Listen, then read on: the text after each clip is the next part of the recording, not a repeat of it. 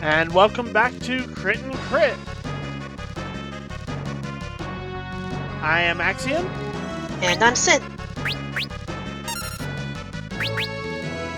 Can we just take a minute to focus on the fact that she just stood there for long enough for somebody to take a running jump across a canyon, fall down the cliff, climb back up the cliff, and then assemble a rope bridge for the rest to cross?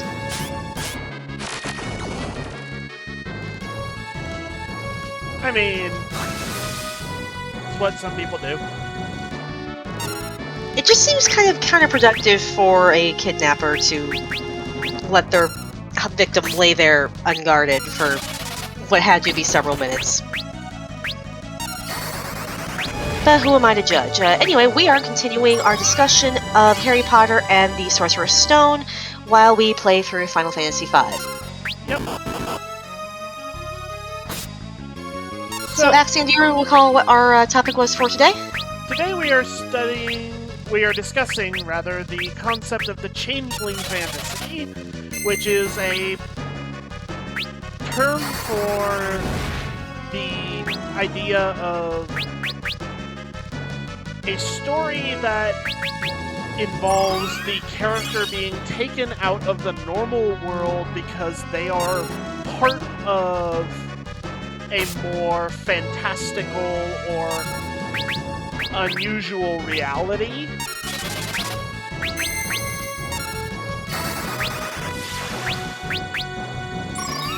And don't belong in the normal world. Which, honestly, that's a kind of unfortunate way to phrase it. You don't belong here, so you need to go somewhere that's weirder, you know?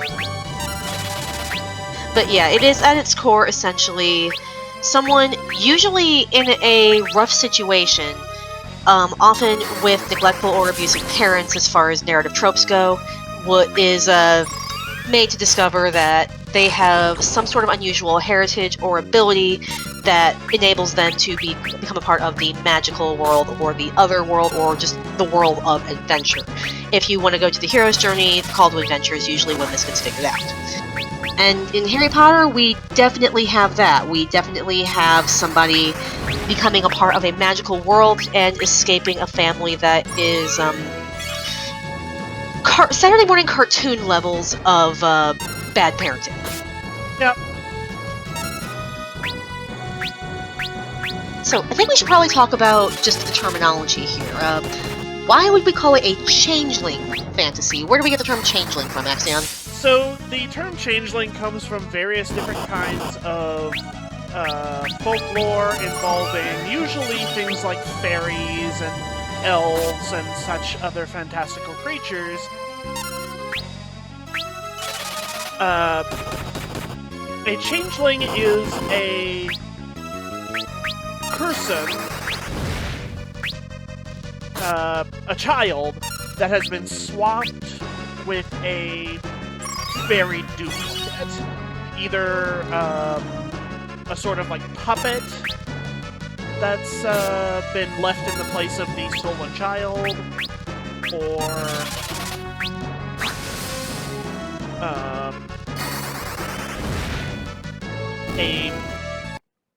a fairy copy, or something along those lines, has been swapped for the original child, and either the child is taken in to live among the magical creatures of the mystery world, or the child that is left behind, the changeling, is clearly in some way abnormal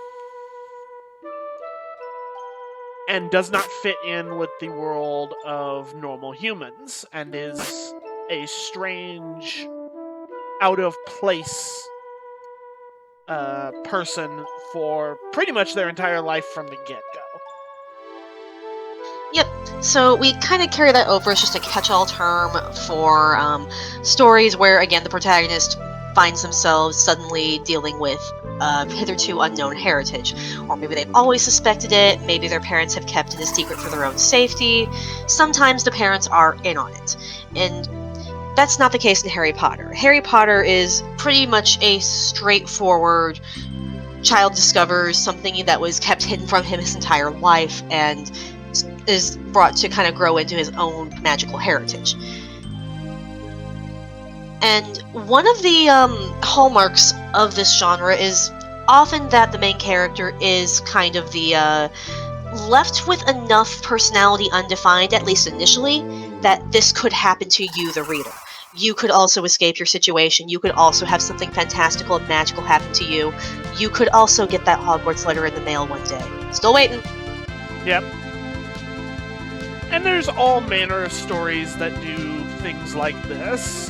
There's a lot of video games that do things like this. Obviously, there's all manner of games that start with the character as a normal child doing normal child things, and then suddenly something magical happens and they're drawn away into the world of the mystical.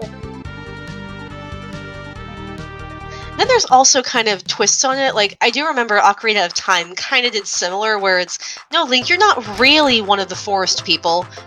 You're actually one of the Hylians, or, the base human-ish, not quite, that replace them in Hyrule. Right. Which, I don't know, I find that kind of fun. But, yeah, we're talking more in the realm of stories. What are some other stories that kind of, off the top of your head, have that sort of thing going on? Playing it straight, if you don't mind going into online comics, Girl Genius. Agatha does not know she's a spark. Okay. And then she turns out to be descended from one of the most infamous mad scientist bloodlines ever to exist. Shenanigans and mad science ensue. It's great. Yep. I'm sure I could think of others if I had more time to think about it.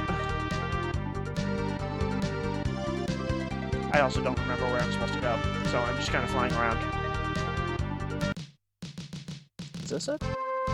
It looks like a castle to me.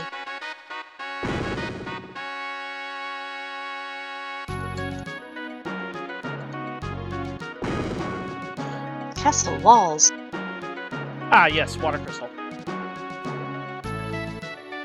Yeah, Oliver Twist actually has it happen too. He just happens to find his missing parent and, doesn't have to live on the streets anymore. After spending the whole story believing himself to be an orphan. The Percy Jackson books are a pretty good example of it as well. Percy has no idea that he is descended from Poseidon. Yeah. Pretty much the entirety of Rick Riordan's catalog is this to some degree. I think some characters might know, but yeah, a lot of the kids who arrive at Camp Half-Blood don't really know. And yeah, I remember that these books came out kind of in the wake of the Harry Potter situation finishing up. Because I think a lot of authors were trying to chase that magic of okay, we need to have a setup for young people with special abilities because we want to get that fantasy stuff in, and we wanted to try and hit the same niche that Harry Potter did where they grow up with you, and I don't see anything wrong with that. There's a lot of fun stuff that can happen if you can have a long-running series with characters that your audience can come to love and appreciate and grow with. It's honestly pretty fun. Yep. And it's kind of easy to notice these trends after a while. Yep. And we'll probably have a look at some of Rick Riordan's stuff later on. If we can find something to go with it, yeah. But, yeah, so anyway, Harry Potter is pretty note for note a Changeling Fantasy. And it's interesting to kind of examine how the magical world plays into things, because it, like in many other settings, is kept very separate from the mundane. Though in some cases, other Changeling Fantasies do cross over. Like in Harry Potter, we know they cross over because, even though the Muggles at large don't really understand it, wizards know that Muggles and Muggle-borns were targeted by Voldemort and his followers. So there are definitely instances in which, even though Hagrid tells Harry that the wizarding world needs to keep to itself, because otherwise everyone won't magic to solve their problems for them, the magical world can spill over, and it basically always ends with Muggles getting hurt because they have no means of defending themselves against magic. Right. Though, like, Muggle technology, like guns, is cited as something that's kind of an equalizer, which I don't know, considering some of the things that magic is revealed to be able to do later, that we can really say that that's going to fix things, because there are several problems I can think that could arise from that combination. I think the biggest thing that is mentioned in the story that is the real equalizer is numbers, because it's made pretty clear pretty early on that Muggles outnumber wizards significantly, and that while wizards might be able to do some large-scale damage, they can only do so for so long, and eventually they're going to get outnumbered. Possibly. Though this kind of gets into the whole who would win, an obscene number of frogs or one stick sort of meme situation you get into, and we might be going off on the weeds here a little bit. Yeah, I can see that.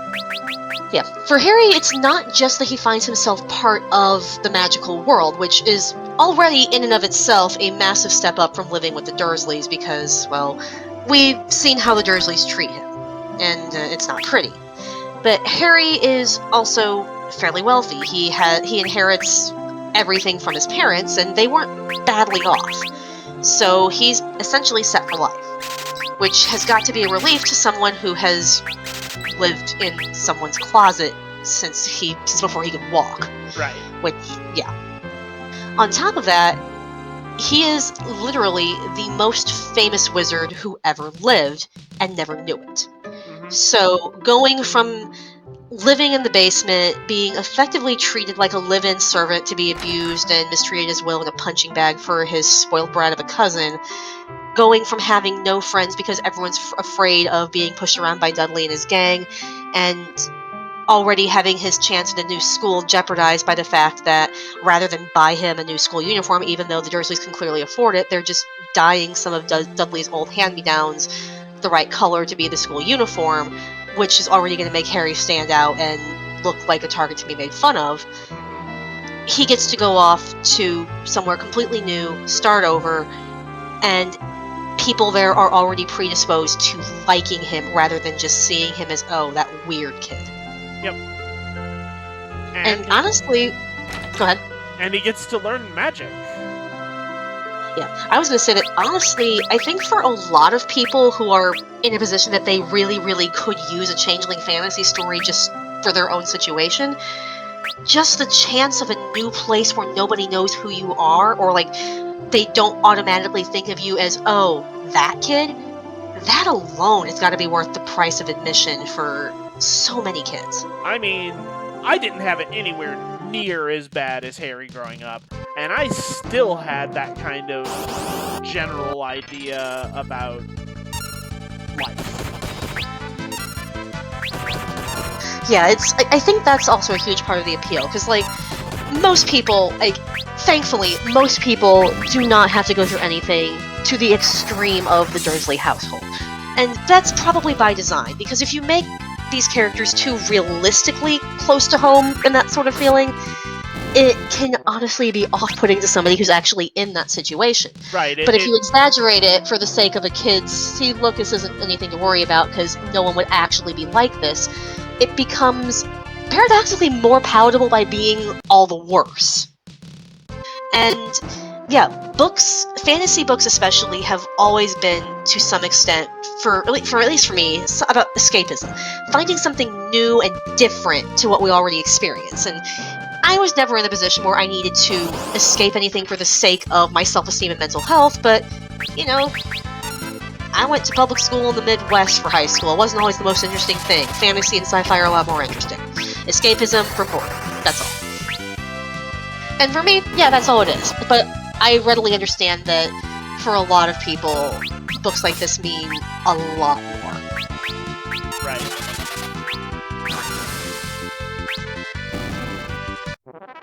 And yeah, I would not want to be the person to take that away from somebody. Because this happens with a lot of books. Like, even... Oh, that's not good. Something went berserk. There's a troll in the dungeon. Can we pronounce the spell correctly, though? Leviosa. No, it's Firaga, not Firaga. I actually don't know how these spells are pronounced. I've never heard them said out loud. Not that you have them yet, anyway, because we're still in early levels. Yep. That's okay. No, we don't need 10. Oh, tent. I was gonna say, do you really want that laugh right now? But yeah, so Changeling Fantasy with Harry Potter, again. We have most of the criteria, but then Harry also gets kind of accidentally pulled in to save the day. In a lot of these stories, people are pulled in deliberately as the chosen one here to fix the problem of the day. Harry is literally pulled in to go to school, which I honestly find kind of funny, just because imagine someday, like, just someone shows up and says, "You are gifted with great magical ability. What do you want me to do?" Math class. I mean, what would you do in that situation? You'd do in a math class, wouldn't you? Probably. But yeah, it's like, I just find it interesting that Harry Potter does kind of buck the trend in that regard, in that he doesn't want to really save the world initially, he just wants to get out of the Dursleys, but he kind of develops that sense of responsibility as the story goes on. It's like, no, I know about this information, I put it together, and I'm worried about this because no one believes me that I think that there's something going on, because I know a little bit more than they do, thanks to the whole Hagrid Dragon situation. So I have to do something because nobody else will. And I don't think that's a bad lesson, because sometimes you do end up in a situation where the people in positions of trust either can't or won't do something, and there's something to be said for taking initiative and responsibility. Granted, I would not say you should go... Did you mean to do that? Yes. Okay. I would not say you should go and play a flute at a dog and hope that calms it down. I have no guarantee it would work, but still. Yeah, this seems to be a dead end.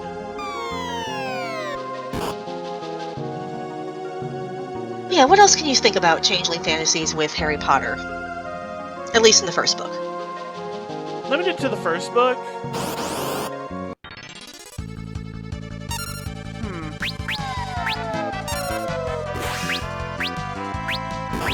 Yeah, there's obviously a lot more to unpack with this as the series goes on overall, but if we're trying to focus just on Sorcerer's Stone for now, I'm not sure I can think of much else to say for Harry. Let me think.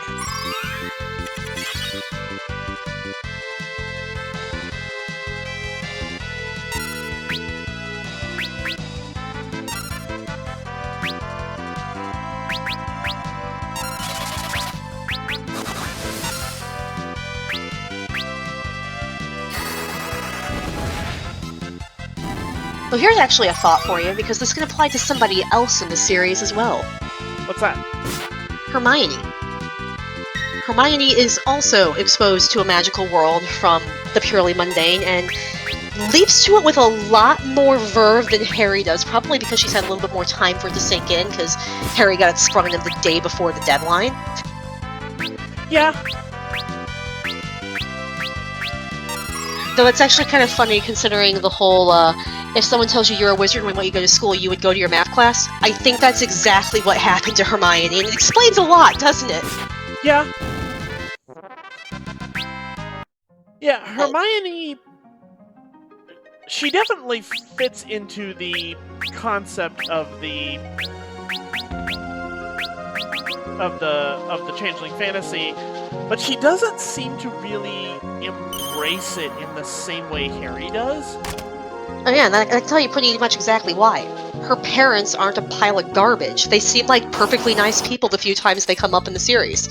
So yeah, she's not escaping a bad situation, she's just also magic on top of it. So she gets the baseline of a Changeling Fantasy without going through the full ordeal of it like someone like Harry does.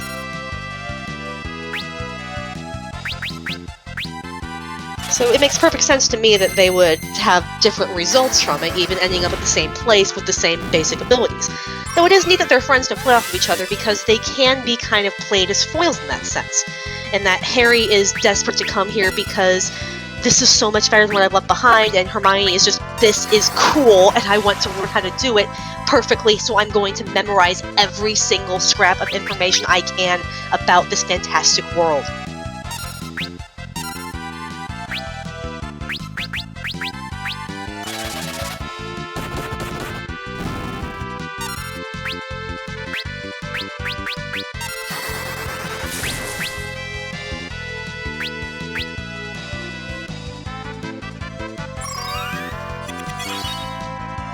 And she does really take kind of a more, for lack of a better word, scientific approach to the whole thing. I mean, I can ruin it for you in one sentence that you can't argue with. Go ahead. She's a wizard and Harry's a sorcerer. She gets her power through study and stick-to-itiveness, and I'm going to find the book that has the right spell, and I'm going to put the scroll in my spell book. And Harry is not bad at this, but he's clearly not as int-based as she is. I'm sorry, I will stop going back to Dungeons & Dragons. No, I won't. I mean, why stop going back there if it's completely applicable? I am just taking my initiative on it. Okay, it's upstairs. What am I missing? I'm not sure, but I'm also not really sure what else we can really say on Changeling Fantasies without going into a lot of stuff in much, much later books. So you think this is a good place to call it while you figure out what you're missing? Yep. We will see you all next time. Bye!